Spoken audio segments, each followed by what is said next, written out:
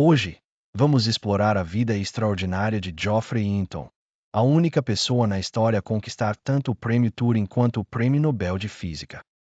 No dia 8 de outubro, a Royal Swedish Academy of Sciences anunciou que o Prêmio Nobel de Física de 2024 seria concedido a John Opfield e Geoffrey Hinton, em reconhecimento às suas descobertas e invenções revolucionárias no uso de redes neurais artificiais para aprendizado de máquina.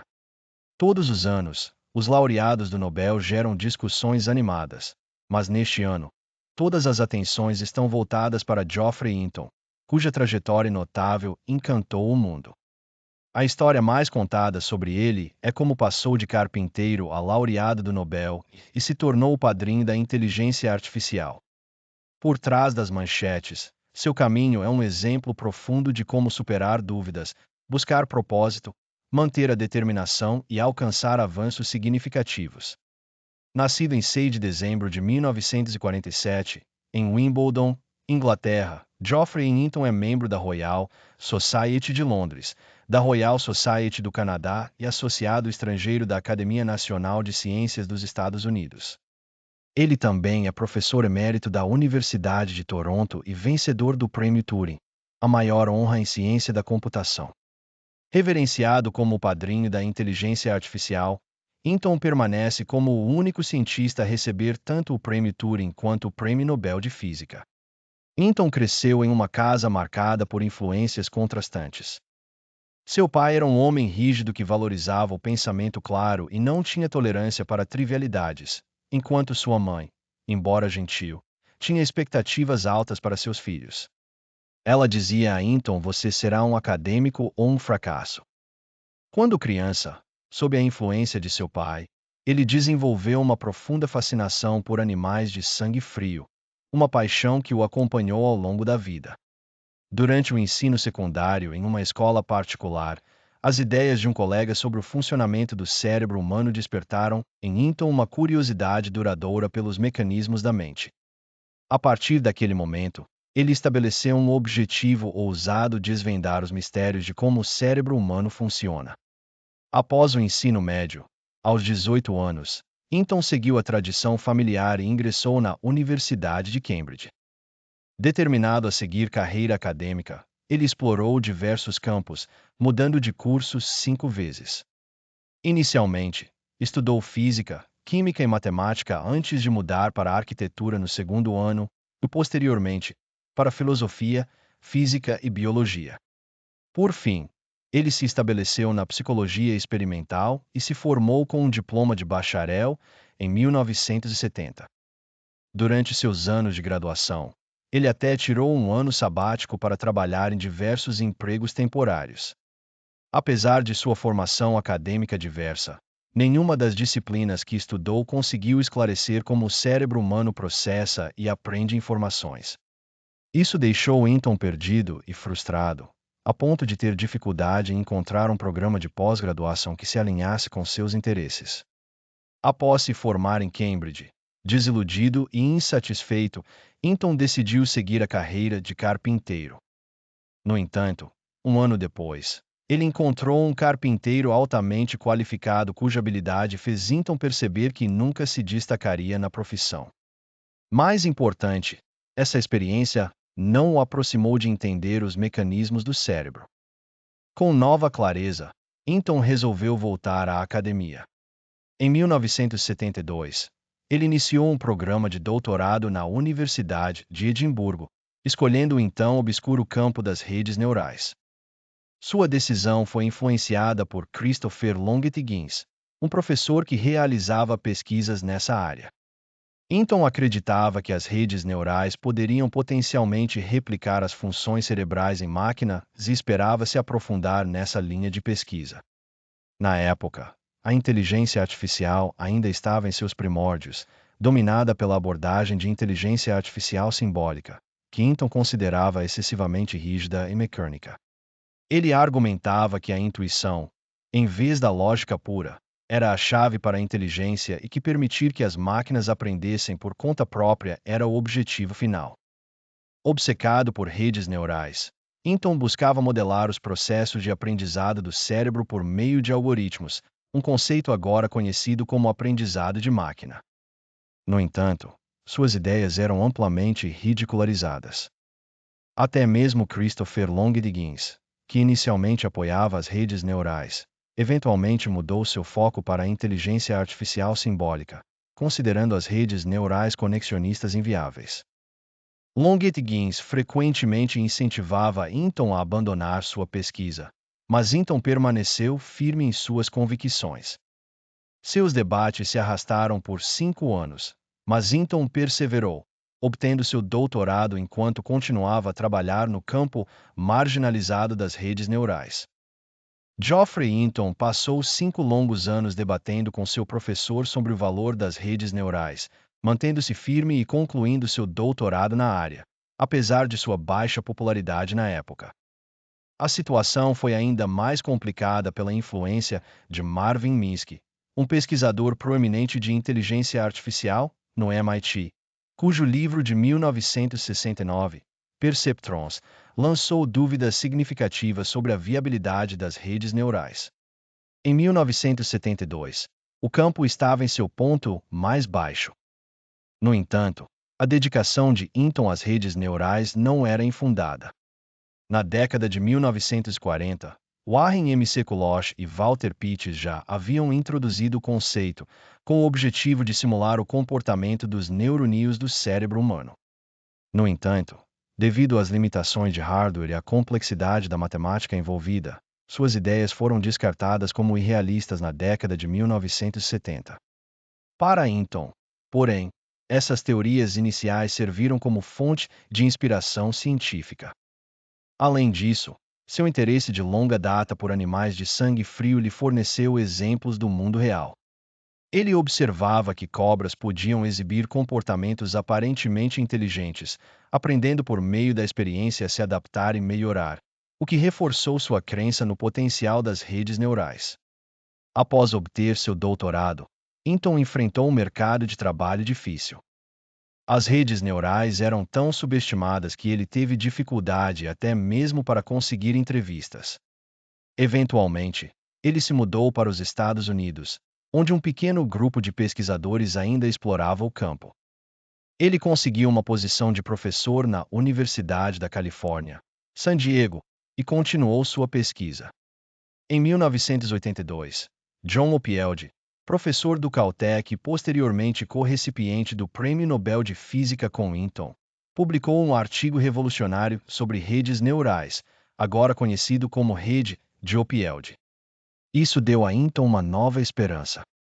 No mesmo ano, ele ingressou na Universidade Carnegie Mellon como professor assistente, avançando depois para professor associado. Em 1986, Hinton e seus colaboradores publicaram 2 artigos fundamentais sobre algoritmos de retropropagação e máquinas de Boltzmann. Esses trabalhos resolveram com sucesso os desafios de treinamento de redes neurais multicamadas, provando que o conceito estava longe de ser um sonho irrealista. Apesar desses avanços, o chamado inverno da inteligência artificial nos anos 1980 esfriou o entusiasmo pelo campo. O aprendizado de máquina estatístico ganhava destaque, enquanto o trabalho de Hinton começava a reviver o interesse pela inteligência artificial. Seus artigos inicialmente não obtiveram amplo reconhecimento na academia. Ao olhar para trás, essas contribuições hoje são vistas como o ponto de partida para o renascimento da pesquisa em redes neurais. Em 1987, Geoffrey Hinton buscou um ambiente mais favorável para seu trabalho e decidiu evitar qualquer associação com projetos financiados pelo setor militar. Ele aceitou um convite para se juntar ao Canadian Institute for Advanced Research (CIFAR) e estabeleceu-se na Universidade de Toronto. Hinton estava cada vez mais desiludido com a política externa dos Estados Unidos sob o governo Reagan, particularmente pelas intervenções na América Central, e sentia-se desconfortável com a forte dependência de financiamento do Departamento de Defesa para pesquisas em inteligência artificial nos Estados Unidos. No Canadá, ele lançou o programa Learning in Machine ZendeBrains.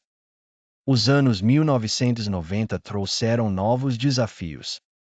O desenvolvimento da inteligência artificial enfrentou outro obstáculo, limitado pela falta de poder de processamento e pela escassez de dados disponíveis na época. Hinton passou por várias instituições, incluindo o University College London e a Universidade de Toronto, buscando financiamento para sustentar sua pesquisa. Esse período marcou um dos capítulos mais sombrios de sua vida. Profissionalmente, sua pesquisa encontrou dificuldades para avançar e enfrentou rejeições do mainstream acadêmico. Pessoalmente, ele enfrentou adversidades profundas. Sua segunda esposa faleceu de câncer, deixando-o para criar 2 filhos sozinho, um dos quais tinha e outras dificuldades de aprendizagem. Além disso, Hinton sofria de problemas graves na coluna, decorrentes de uma lesão na adolescência enquanto movia um radiador para sua mãe. Essa condição o impedia de permanecer sentado por longos períodos, obrigando-o a trabalhar em pé e tornando viagens aéreas praticamente impossíveis devido à necessidade de estar sentado durante decolagens e aterrissagens. Esses desafios combinados acadêmicos, pessoais e físicos deixaram Hinton desanimado. Refletindo sobre essa época, ele mais tarde comentou: "Eu me sentia como se estivesse me afogando aos 46 anos, convencido de que não viveria para ver meu trabalho ter sucesso, pensando que poderia levar mais 100 anos após minha morte para o campo avançar." No entanto, sua dedicação inabalável a um campo pouco valorizado começou a atrair pesquisadores com ideias semelhantes, gradualmente construindo as bases para o ressurgimento da inteligência artificial. Por volta do ano 2000, avanços no poder de computação, especialmente com o surgimento das GPUs e o crescimento exponencial dos dados, forneceram as condições necessárias para que as redes neurais avançassem significativamente. A carreira de Hinton deu uma guinada decisiva em 2006, quando ele apresentou o conceito de aprendizado profundo em um artigo publicado na revista Science, marcando o início de uma nova era na pesquisa em inteligência artificial. Em setembro de 2012, Hinton e seus alunos publicaram um artigo inovador sobre o uso de redes neurais convolutivas profundas para classificação de imagens no conjunto de dados ImageNet. Este trabalho reacendeu o interesse na inteligência artificial, um campo que havia estado adormecido por anos. O ponto de virada veio quando Hinton e seus alunos, Alex Krzyzewski e Ilya Sutskever, desenvolveram o AlexNet, um modelo de aprendizado profundo que venceu o ImageNet Large Scale Visual Recognition Challenge. Seu modelo alcançou uma precisão de reconhecimento de imagens sem precedentes de 84,7, superando o time que ficou em segundo lugar, o Google, por mais de 10 pontos percentuais. Notavelmente, eles realizaram isso utilizando apenas 4 GPUs NVIDIA, enquanto o Google empregou 16.000 CPUs. Este feito marcante, construído com base em quase meio século de dedicação acadêmica implacável e sacrifício pessoal, catapultou Hinton para o centro das atenções e anunciou o início da era dourada da inteligência artificial. Em 2012, Hinton e seus alunos tornaram-se figuras centrais no mundo da inteligência artificial, impulsionando avanços revolucionários tanto na academia quanto na indústria. Geoffrey Hinton acreditava firmemente na importância de ter fé na pesquisa científica. Ele frequentemente dizia que essa crença é essencial para continuar avançando no caminho certo, mesmo quando outros duvidam de você ou afirmam que você está errado. Durante o início dos anos 1970, enquanto cursava seu doutorado, Hinton enfrentou ceticismo constante sobre o futuro das redes neurais. Pessoas ao seu redor questionavam por que ele continuava a seguir esse campo, quando suas perspectivas pareciam tão sombrias. Refletindo sobre esse período, ele admitiu: "Para ser honesto, eu me sentia muito sozinho." Ainda assim, a confiança de pioneiros como John von Neumann e Alan Turing nas redes neurais inspirou Hinton a persistir.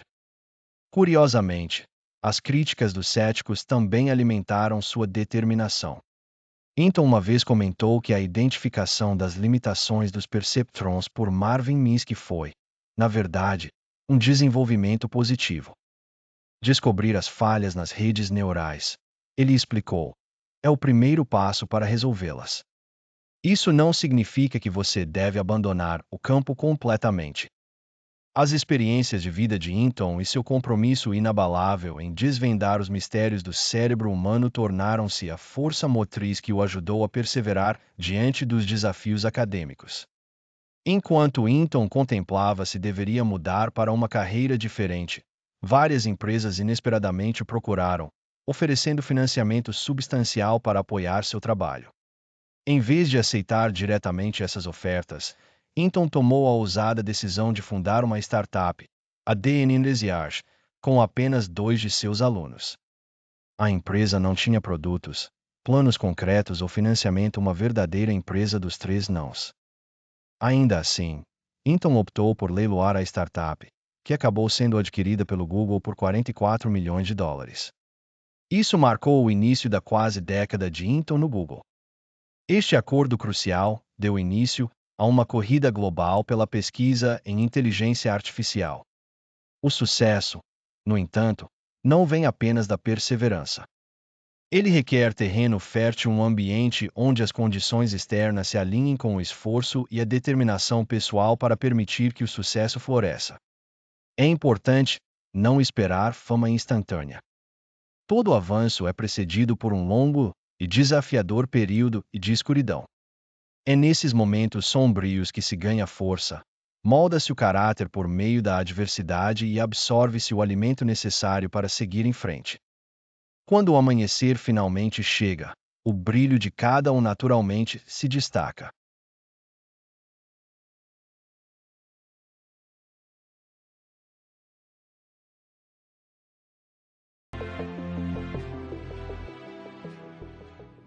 Se você gostou deste vídeo, inscreva-se no nosso canal